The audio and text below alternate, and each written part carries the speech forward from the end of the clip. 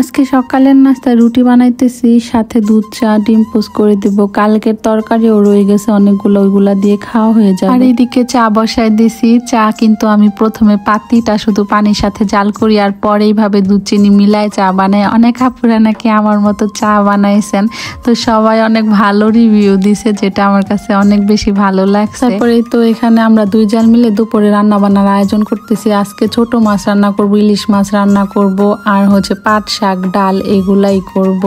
রান্না বাড়ার ভিডিও তেমন ভাবে আজকে আর করিনি। রান্না বাড়া শেষে আইসা দেখেছি আমিও এগুলো আঁকতেছে। আমি ওরা বলতেছিলাম গরমের মধ্যে এগুলা কি করতেছে, তুমি ফ্যানটাও বন্ধ করে নিছে, ঘামায় পুরা ভিজা গেছে। পরে বলতেছিল যে আমি একটু পরে গোসল করবো। আর দেখেন মুখটা মুছতে যাই আর রং মুখের মধ্যে ভরাই ফেলছে। ও যে কি আর্টিস্টের পাগল কি বলবো, খালি রং কিনতে চায়, কোথাও গেলে রং আর ক্লে, আর কোনো কিছুই চাইবে না। অনেক বাচ্চারা আছে জুতা জামা এগুলা পছন্দ করে, তবে ওরে মার্কেটে নিয়ে গেলে ও শুধু রং কোথায় আছে ক্লে কোথায় আছে এগুলা খুঁজে। মাশাআল্লাহ ভালোই কিন্তু আঁকতে পারে। আমাদের এই দিকে না তেমন কোনো আর্টিস্ট স্কুল নাই, নয়তো বড় ভর্তি করে দিতাম। করে খাওয়া দাওয়ার পর একটু শুয়েছিলাম, তো হঠাৎ করে আমার দুলা ভাই ফোন দিছে। ভাইয়া বলতেছে একটু বাইরে যাবে, চলো ঘুরে আসি। তারপরে এই তো আমরা বের হয়ে গেছি। অটো দিয়ে এই জায়গা দিয়ে যাইতে কি যে ভালো লাগতেছিল। আমাদের এই দিকে এই জায়গাটার নাম হচ্ছে আশুলিয়া, তো অনেক বাতাস, রাস্তাটা অনেক বেশি ভালো লাগে। আসার পরে দেখলাম এইদিকে একটা ক্যাফে আছে, তো ভাইয়া বলতেছিল কি খাবা। পরে আমাদের তিনজনের জন্য এখানে আমরা ফালুদা নিছি। সামিউন বলছিল মিল্কশেক খাবে, সাথে ফ্রেঞ্চ ফ্রাই নিছিল। ফালুদাটা দেখতে যতটা সুন্দর ছিল, খাইতে ততটাই বাজে ছিল। আমার কাছে তো একটু ভালো লাগে নাই। আমরা অর্ধেক অর্ধেক করে রাইখা দিছি। ওই দেখেন ওই ভাইয়াও রাইখা দিছে, ওইটা হচ্ছে আমার দুলা ভাইয়ের ফ্রেন্ড।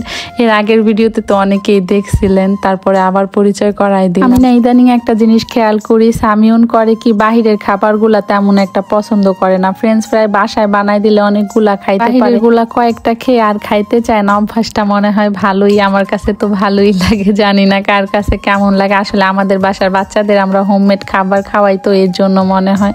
আমরা এদিকে মাছ দেখতেছিলাম, এদিকে ভাইয়া মূলত মাছ নিতেই আসছিল, তবে আজকে নাকি ভাটা লাগছে, এর জন্য বেশি মাছ ওঠে নাই।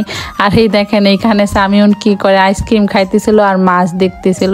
একটু পরে আইসক্রিমটা ফালাই দিছে, দেখছেন গেঞ্জিতে ভরাই দিছে, পেন্টের মধ্যে ভরাই দিছে, ফালাই আবার একটু ভয়ও পাইতেছিল, জানে যে আম্মি বকা দিব। বলে আম্মি আমার দোষ না, এমনিতে খাইতে যা পইরা গেছে, কি আর বলবো, এর জন্য আর কিছু বলি না। এদিকে কিন্তু দুলা ভাই মাছ নিতে আসছিল। আপুরা তো যাওয়ার সময় প্রতিবারই অনেক মাছ নিয়ে যায়, তো এর জন্যই আসছিল, তবে আজকে মাছ পায় নাই, ব্যাড লাক। এদিকে প্রায় 7টার মতো বাজে যেতেছে। দুলা ভাই আবার আমাদেরকে মিষ্টির দোকানে নিয়ে আসছে। আমি এখানে একটা মালাই চপ খাইতেছিলাম, আর এই মালাই চপটা অনেক বেশি মজা। ভাইয়ারা অনেকগুলা মিষ্টি ট্রাই করছে একটু একটু করে, যেগুলো আর আমার ভিডিও করা হয় নাই। দুজন মিলে আবার পাটিসাপটা পিঠাও খাইছে। আর এই লাড্ডুগুলা দেখে আমার এত ভালো লাগতেছিল। এই লাড্ডুগুলা নাকি এইবার এই দোকানে প্রথম উঠাইছে। আমি ওনাদেরকে জিজ্ঞেস করলাম। আগে ছোটবেলায় আমরা এই লাড্ডুগুলা অনেক বেশি খাইতাম মিরপুরে গিয়ে, তবে আমাদের এইদিকে পাওয়া যাইতো না। আমাদের বিক্রমপুরের মিষ্টির কিন্তু অনেক নাম আছে, আর এই দোকানের তো অনেক বেশি নাম আছে। আমরা সব সময় এই দোকান থেকে মিষ্টি নেই কোথাও গেলে, তারপরে বাসার জন্য নিলে। এই আঙ্কেলটা অনেক বেশি ভালো। বাড়িতে চলে আসছি, আসার পর ভাইয়া এই মাছগুলা দিয়ে দিছিল, কাইটা ফ্রিজে রেখে দিব, যাওয়ার সময় নিয়ে যাবে।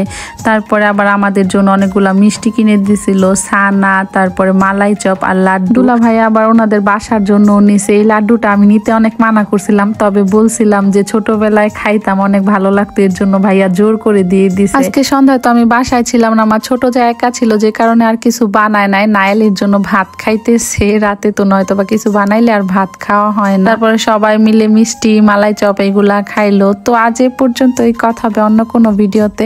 সবাই ভালো থাকবেন, আল্লাহ হাফেজ, আসসালামু আলাইকুম।